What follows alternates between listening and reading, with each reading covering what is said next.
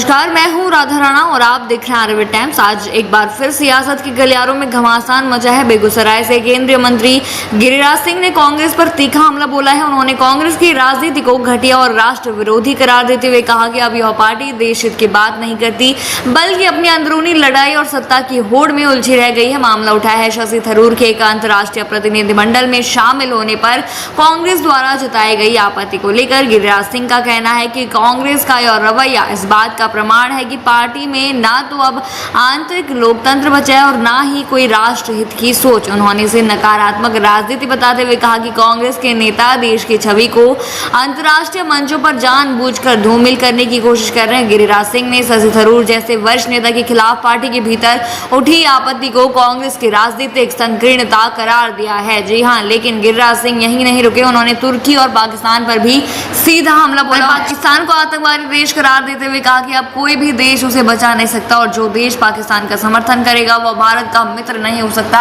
इस संदर्भ में उन्होंने तुर्की की भूमिका पर भी सवाल खड़े किए और कहा कि अगर तुर्की भारत के शत्रु देश पाकिस्तान का साथ देता है तो वह भी भारत विरोधी माने जाने में देर नहीं लगेगी। गिरिराज सिंह ने कहा कि भारत की सेना ने पूरी दुनिया को दिखा दिया है कि आतंकवाद से कैसे निपटा जाता है और जब देश की जनता भी जागरूक हो चुकी है कि देश हित में कौन खड़ा है और कौन सिर्फ बयानबाजी कर रहा है। उन्होंने यह भी जोड़ा कि जब कोई देश भारत के दुश्मनों का समर्थन करता है तो जनता का आक्रोश स्वाभाविक है। उन्होंने तुर्की सहित उन तमाम देशों के बहिष्कार की वकालत की जो भारत विरोधी ताकतों के साथ खड़े हैं। जी हाँ, तो कुल मिलाकर एक बार फिर से सियासी पारा चढ़ा हुआ है।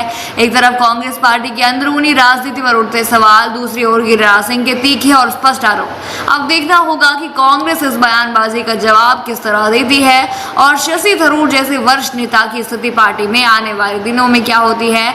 आप क्या सोचते हैं इस मुद्दे पर, हमें कमेंट बॉक्स में जरूर बताइए और बने रहिए आरएबी टाइम्स के साथ ही चैनल को सब्सक्राइब करना न भूलें और हमारी फेसबुक और वेबसाइट के साथ भी जरूर